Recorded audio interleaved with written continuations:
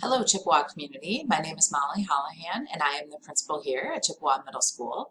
And I just wanted to do a brief video for families who are unable to attend our 7th and 8th grade Parent Information Night.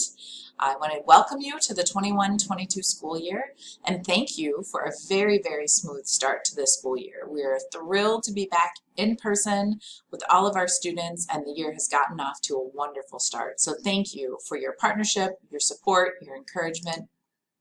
I wanted to share with you a little bit about who we are and what we believe. We do have a fantastic academic program here where students learn about lots of different subjects as well as learning about themselves. If you click on the slide and the link to our Chippewa narrative, you can hear our belief statements, kind of our mission and vision that we have here at Chippewa. It's beautiful images read by our teachers, and that will tell you a lot about who we are. And we share that we are committed to teach each and every student to think critically, to collaborate with peers, to try new things, to learn from their mistakes, and to grow towards the best version of themselves.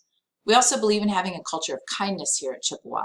We want to treat every person in our building, all adults, all of our classmates, our guests, with kindness. This isn't intended to be the fluffy, just kind of be nice to everyone, but we define kindness by being friendly. So we encourage students to welcome their new classmates, to make new friends, to be considerate, to help others, and to be empathetic, to know that everyone has a story and that we honor their perspective. In our building and in our conversations, we talk about wearing a mask as an act of kindness. We also know, even though there's very, very few students who don't wear masks, that we're kind to those who may not be able to wear a mask. So this culture of kindness is something that we intend to have pervasive throughout our community. We have a focus on student connectedness. When we give the presentation, we usually have Jen Kearns talk a little bit about the role of the dean. I will do that in just a minute, but we want families to know that they have a point person that they can reach out to help you connect home and school. Our discipline model has a focus on pairing consequences with processing. So we look at some restorative practices. Students that may never have gotten in trouble in elementary school and may never get in trouble in high school are probably going to make a mistake at the middle level. And so we want to support those students while minimizing a loss of instructional time.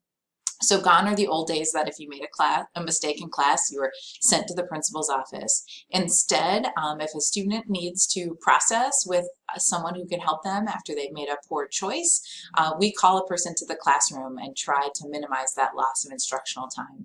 It might be shocking for families to learn, but sometimes if you send a student to the office, they don't always come down, and they certainly don't come down in the fastest way possible. So we have a process by which we bring the adults to the students on site to help them if there's a discipline incident. We believe in creating learning communities in each and every classroom. These communities really focus on trust, academic risk-taking, and then hearing and sharing our stories, listening to our learners and having them co-create in a classroom so that they are able to achieve academically. We do have a student group. It's a student leadership group called HEARD. They also serve as a student voice group that helps us make decisions about what we're going to do here at Chippewa. And finally, our CHAC, our Chippewa Advisory Council, which is our PTA that raises both funds and raises friends to support Chippewa. The PTA, CHAC, has a mission that is to provide opportunities and resources to enhance student achievement and connectedness throughout the year. They're the ones who sponsor the events. On Friday, we had our back to school blast. It was indeed a blast. We had nearly 700 students here on inflatables and the rock wall and playing in the gyms. It was amazing. They're going to do a Halloween bash as well as the snowball. They help us with wish list items and purchasing school equipment, like the basketball hoops and the picnic tables that are out back, and then supporting some of our after-school academic support. So we would love to have you involved, certainly as a member of CHAC, as a volunteer, or a supporter. If you're able to support us with time or talent or donations, we would greatly appreciate that. We are committed to making sure that all of our students are served well, and it takes a whole team of us to do that. And so these are the 5 deans, Ms. Kearns, Ms. Fink, Mr. Nelson, Mr. Bjorklund, Ms. Timmons, as well as our equity specialist, Mr. Iverson. This is an amazing team of veteran staff members who can help you in your partnership with our students. The bottom line is this. We want each and every student to believe they belong here, that they are seen here, that they will get an excellent education, and that they will be well cared for here. So as part of that, the role of the dean, as you might remember from 6th grade, each dean had a 3+1 planning meeting with the student and their family. They are also committed to meetings with students throughout the entire school year, 3 times a year. They offer academic support, social emotional support. They're the ones, if there are other things that your family needs or your student needs, they can refer to those other support systems. The deans help the students transition to middle school and then to high school, as well as doing course registration each year from 6th to 7th grade and 7th to 8th grade, helping the students select their courses. And they're the ones that offer some restorative support after a behavior incident, or if there had been a peer-to-peer conflict or a conflict with an adult. The role of the dean will help students kind of resolve those conflicts. Our academic program, as you know, our 7th and 8th graders have really a robust selection of classes in a 7-period day with about 48-minute classes. They have their four core classes: math, English language arts, life science in 7th grade, earth science in 8th grade, social studies, which is world geography in 7th grade, and U.S. history in 8th grade, as well as a full complement of allied arts. So they can choose a full year of music, band, choir, or orchestra, and then they would have a semester of Spanish, 1 semester in 7th grade, 1 semester in 8th grade, a semester each in 7th grade of art and design and media literacy, and in 8th grade it's a semester of economics and entrepreneurship and integrated math 2, which is coding in Python. And then students either get 1 semester of PE, or if they're a non-music student, they get it a full year, both in 7th and 8th grade. At Chippewa, we are committed to differentiation, so we want to determine in each of our courses and each unit of study where the student's beginning point is and push them to grow as scholars. And we really pride ourselves on the teacher and student connection. Again, I referenced making learning communities in each classroom. We have this phrase that we use where we talk about teachers as warm demanders, that they're kind and compassionate, that they have relationships with students, but they have high expectations of students as well. At Chippewa, we have a commitment to communication. We have a whole variety of ways that we can stay in touch with you as a family. There's certainly parent view. Google Classroom is a great way to get really kind of up to the minute information on what's going on in classrooms. You can ask your student to log into the Google Classroom and show you their work and their assignments. There's teacher web pages, which will help you know how to reach out to teachers. We are committed to having an email or a phone call response to you within 24 business hours. We will also have communication nights coming up where you can schedule for a 10-minute appointment, either in person or virtual, where you can talk one-on-one with your child's teacher to get an in-depth look at how they're doing in that particular class. You probably already know from 6th grade, but we do have kind of a performance-based grading practices. So that basically we want to make sure that a student's grade reflects what the students know or can do. So 80% of a student's grade is performance, and that means tests, those major projects, labs, papers, essays, and 20% of a grade is based on practice. So we don't want the mistakes that students make while they're doing their daily work, their homework, to have a major impact in their overall grade because they're still learning the material. But we also know that 80% of the grade is large, and so students will have opportunities to do relearning in order to ensure that they've reached a proficiency level or to extend their learning.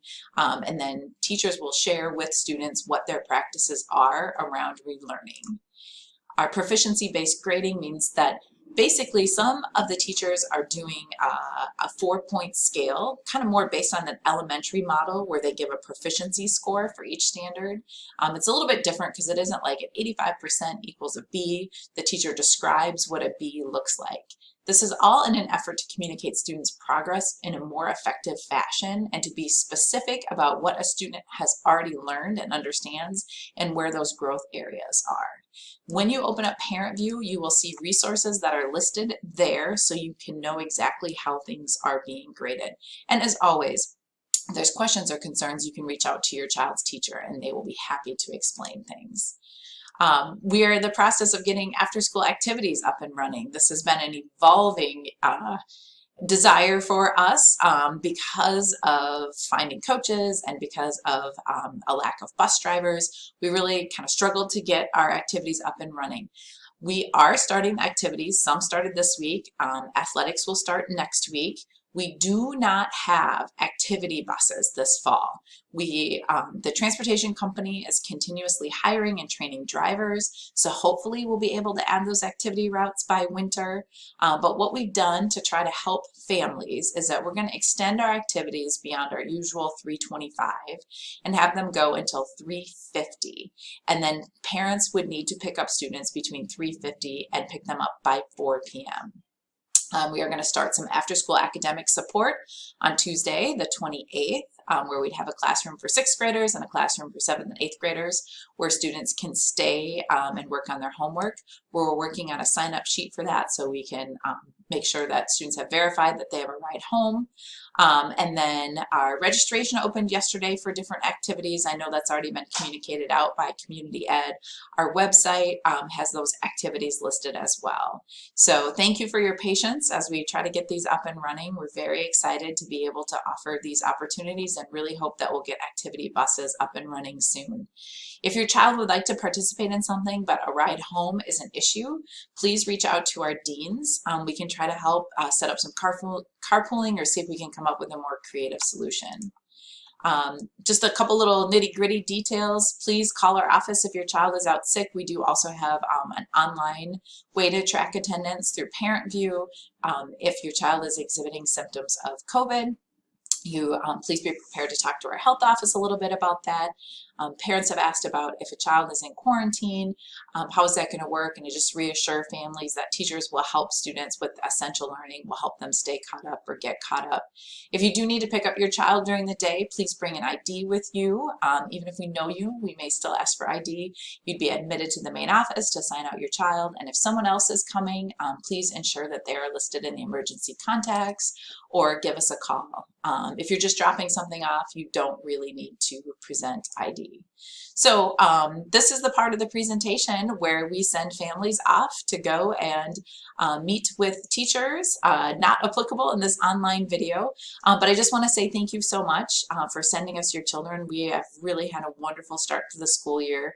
We are so honored to have you as part of our community. This is a wonderful, wonderful place to be. So thank you for all of your support and encouragement, and take care.